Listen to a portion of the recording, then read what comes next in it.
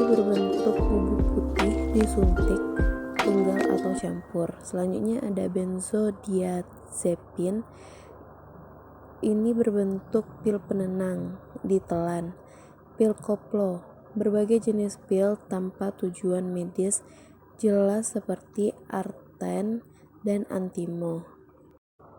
Ada undang-undang tentang narkotika, Undang-Undang RI nomor 35 tahun 2009. Golongan 1 hanya untuk mengembangkan ilmu pengetahuan, bukan untuk terapi. Potensinya sangat tinggi dan ketergantungan. Golongan 2 untuk pengetahuan, terapi, potensi tinggi dan ketergantungan. Golongan 3 ilmu pengetahuan, banyak digunakan dalam terapi, potensinya ringan dan ketergantungan. Selanjutnya ada undang-undang tentang psikotropika, yaitu Undang-Undang RI nomor 5 tahun 1997. Golongan pertama yaitu halusinogen. Psikotropika digunakan untuk tujuan ilmu pengetahuan, bukan untuk terapi. Golongan kedua yaitu stimulansi. Psikotropika yang berkhasiat untuk pengobatan untuk terapi. Golongan ketiga psikotropika yang berkhasiat pengobatan dan banyak digunakan untuk tujuan ilmu.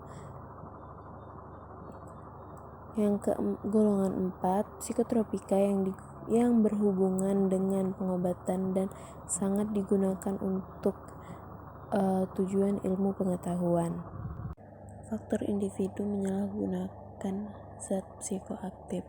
Yang pertama itu faktor individu, di mana dia ingin tahu dan ingin mencoba, tidak bisa menolak ajakan teman, low self-esteem, low self-confidence, sikap memberontak terhadap peraturan, identitas diri yang kabur, mengalami depresi atau cemas, dan lambang keperkasaan. Yang kedua, faktor lingkungan, komunikasi dengan orang tua kurang efektif, orang tua dominan atau otoriter, teman sekelompok atau sebaya yang pengguna, lingkungan sekolah yang kurang tertib, fasilitas sekolah yang minim. Yang ketiga yaitu faktor tersedianya zat psikoaktif. Ada yang namanya DSM-V, yaitu pertama gangguan cemas, gangguan tidur, gangguan seksual, gangguan psikotik, intoksikasi, dan gangguan penggunaan zat. Selanjutnya itu BPD-6J, yaitu sindrom ketergantungan, keadaan putus zat, dan intokasi. Selanjutnya ada yang namanya terimologi.